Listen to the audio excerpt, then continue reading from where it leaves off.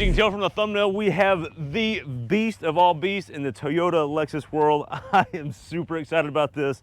Brian's probably annoyed how excited I am with this, but I don't really care. Brian, what do you think? I am annoyed with how you're excited about this, because here's the deal, Craig. For Toyota geeks, this is it. This is freaking Everest. This is Mount Rainier. This is Mount Rushmore for you American geeks. It's everything. And I'm just gonna tell you right now, it's pretty dang good. Even though I like to hate on Toyota sometimes, because I think the overratedness sometimes is silly, this is pretty impressive. Now, I gotta get out of the way though, Craig. So wait, you think a $118,000 car is not overrated?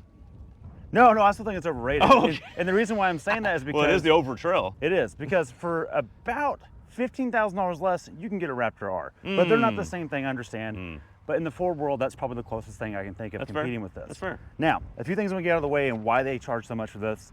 This has gotta be the most reliable Toyota Lexus product today. So the service cycle on this is not 150,000 miles like most cars have. Like most cars, yeah. It's not 250 like almost every half-ton truck is built to. It's 500,000. Whoa, So the wait, service, what? yeah, the life cycle for this, as spec'd by engineers from Lexus, is 500,000 miles, 500,000 miles, which means you're gonna see million-mile examples of these, and it'll be on marketplace in 40 years, and it'll still be $50,000 because inflation and everything else. So out of the way, let's give you things out of the way, Craig. This is the Overtrail trim of the LX. We've driven the LX on this hill with 22-inch wheels and did surprisingly well. Yeah. Now we've got a theme that's actually Overtrail. I'm really excited that someone like Lexus is leaning in to an Overtrail, overland themed environment. Lincoln's not gonna do that. Infinity's not gonna do that. Cadillac will never do that. So that's kind of cool. There's some cred there. Now let's talk wheel and tire, Craig. These are the Toyo Open Country AT. These are actually 3s. We've had these tires on the GX550 Overtrail before. Pretty good tire, not gonna lie. I don't think it grips as well on pavement as our Firestones do on our Ranger, but they're quiet, they're balanced well, they work pretty good off-road. I will say I did some twisties today just to see where we're at, and they let go right away, and they tell you. They give you plenty of squeal about it. Thanks to Onyx Maps, we were able to find this place even on private property. It may look kind of normal around here, look this kind of normal Texas scenery, but you'll kind of look back behind me here. This is really cool. This is called Goat Cave. We're basically under a big limestone shelf that we could not have found. We're on some private property. We got permission to be on here. We actually paid for access. There's a lot of trails on this private property that are not marked like on normal public lands or state parks. But Onyx Maps, trails are marked almost as good, if not better, than the property owner's maps that they gave us. And it was even easier to find this place because of Onyx Maps. So just because you're in Texas and there's not a lot of public land doesn't mean Onyx Maps doesn't help you. Even when you get on private property, it shows trails on those. Pretty fancy. If you would like a discount, check out the code for Texas Truck Channel below. Thanks for watching. Back to the episode.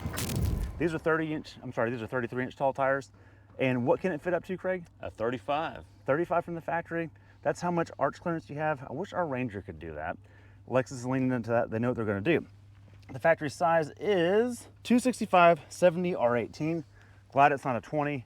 And I will say, comparing this to the F Sport version we drove of the 600, the non-hybrid version of this vehicle, I love that it's on 18s. It rides so much better. It rides, Craig hasn't even driven this yet. I'm telling you, it rides way better.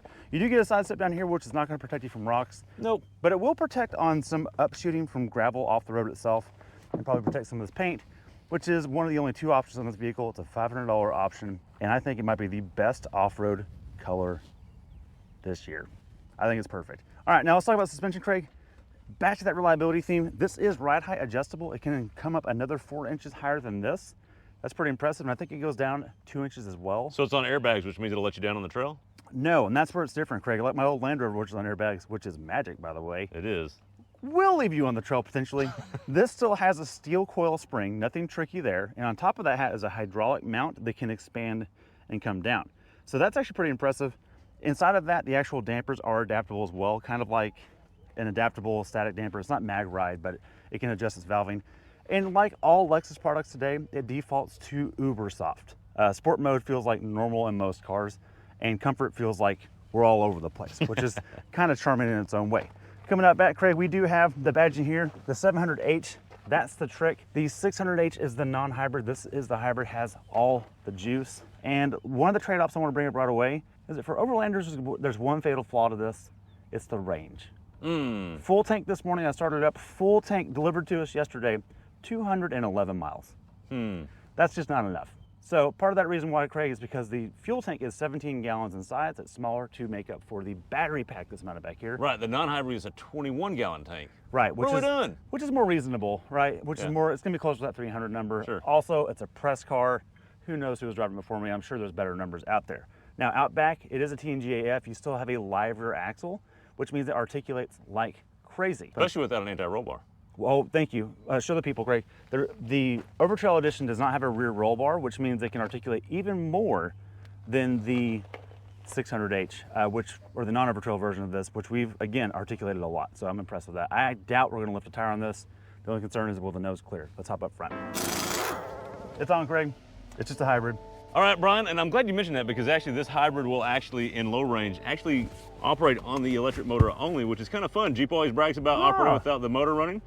This could do it too in certain situations. Okay. So there's that. But Brian, no one cares. Yeah. How are we going to get up and over this hill? What's your plan of attack? Is it simple and then complex after? Like, what do you want to do? I think we leave it in stock form without raising the height or doing any drive modes. But let me show the people what we have real quick first. We have multi-trend select and drive mode and crawl control. People want to see crawl control. Yeah. Why don't we just start with that? Okay. See what that does. You also, and here's the big deal, Craig, for the H. Not only do you have your ride height adjustability and a center locking diff, like, yes, you know, like everything. Like everything. That's a big deal for Toyota people. This is one of my criticisms. Yep. Every pickup truck in America sold comes with a locking center diff when you put in four-wheel drive high. We need to quit being so excited about this. The news is that it's the same thing as a four-wheel drive auto, like on a Ram or on a Chevy or on a Ford, but you get the all drive function so you can turn on pavement with inclement weather when it's snowy and icy. Now, no one cares about that. Yeah. Right here, baby. Check it out. Check it out. What? Not a rear locker, but a front locker. What? That's a big deal. In fact, this is the only domestic Toyota product that has that. Is that correct? Toyota Since 1997. Which was the 80 series Land Cruiser. Okay. I do want to point out that a Bronco will give you a front locking diff for about 1/3 the price of this. So if you're chasing that, That's all a Wrangler. Well, Wrangler is a little more expensive than that Bronco actually, because you have to go to the Rubicon deal. Sure. But nonetheless, it can be done for less, but not anywhere as nice as this. So I do have a big question about this at the end. I want to ask the audience what they think, but let's move on. So I've got crawl controls on right here. Do you want to do a mode? Let's do MTS. What modes do we have? Let's show the people real quick. Okay, we've got auto, we've got dirt, sand. It's automatically raising. Mud and deep snow. Let's leave it in auto. I like that. And let's do crawl control. Okay.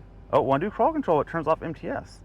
Okay, so you can't, You can't do both. Okay. And maybe if you're in 4 low, you can. Yeah, maybe, I don't know. Which I'm not playing that game right now. I think we need to just roll through and see if it can get up on its own. In 4 high. In 4 high. Okay. And then we'll just let it do it on its own.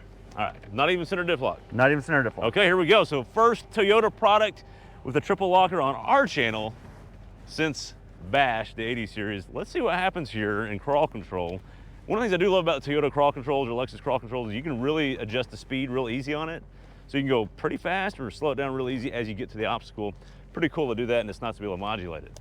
So let's see what happens here in 4 auto.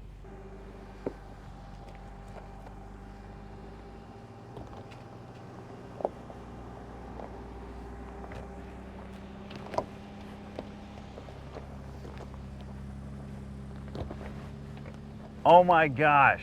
Boring. Boring. Now here's the deal. I tried to use the crawl control and it would not work in 4 high, but it would show me the gauge and I could pick my speed. It's weird. But then when I went to 4 low, it changed the scale of the speed and it worked immediately. So I'm not sure if I'm doing something wrong. And I'll chime in here as a Toyota fanboy himself, and especially Land Cruiser fanboy. Right. The most frustrating thing Toyota and Lexus does is you have to go through all these steps and be in the right mode and hold your nose right for it to work. Whereas other manufacturers, Ford and others, and Chevy, others. Yeah, anybody, others. Yeah. like you just put in what you want, you just go. It's fair criticism. It's fair criticism. Fair. Now, I will also say if you own this and you read the manual and you do your geeking session when you buy it, you'll know what the right thing to do. But we do this to test the intuitiveness of it. Yeah, it's not intuitive. It's not as intuitive as it could be. Now, all being said, it freaking works. Okay, but can you go back down and just do it in 4 high with no height, and let's just see what happens?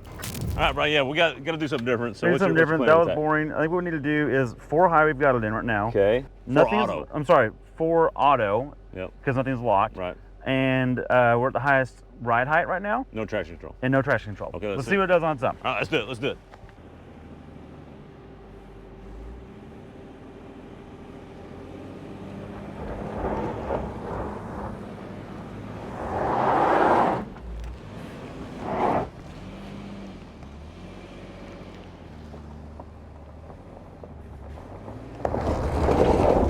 Okay, well, pretty good. Yeah, golden ratio definitely came into play there. Yeah. Combined with ride height, it just didn't scrape anywhere. Yeah, 112.2 is it, bud. Well, also ride height helped Yep, with that, and yep. a good tire. But we did spin left front and right rear. I think, look, we cannot have the only front locking diff Lexus on the planet. You're and right. not We got to use it. triple We lock gotta it. use it.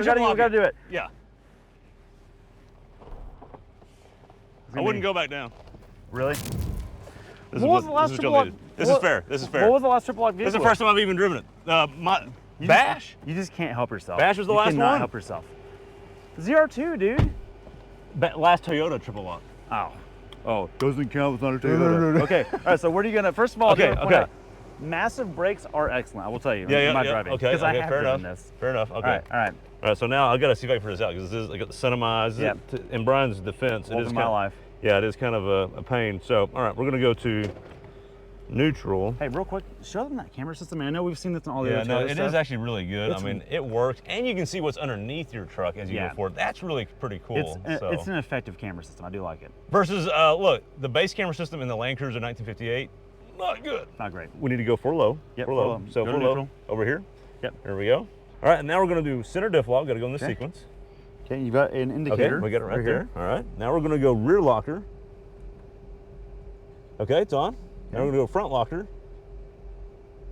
Okay, okay. Now. Oh, it's locking on its own. Okay, here we Okay, go. so the front locker appears Okay. to be tied to the drive mode that you're in. I like it. Very silly, but it still exists, and honestly, you don't need it if you're not in rock crawl mode. That nose is high up there. Let's see if it clears enough.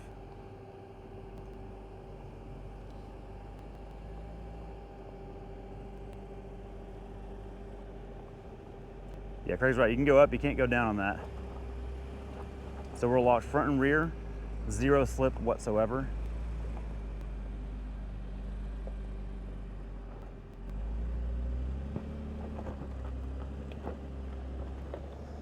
Okay, and there you have it, guys. The sleepiest, least dramatic hill climb ever. And it's because it's very good. That's really what's going on here. All right, Craig, quick question. If you had to stand up right now, could you in public? No. Okay. Leave that there. Thoughts? Need this. Need this. Okay, well, there you have it. Thank you guys for tuning in. We're gonna go film a road test on this now that we've got the tires dirty and see what it does 0 to 60 and all the normal full regimented testing we do. Thanks for watching. See you on the next It might one. take me 20 minutes to figure all this unlocking. He'll be here for a minute.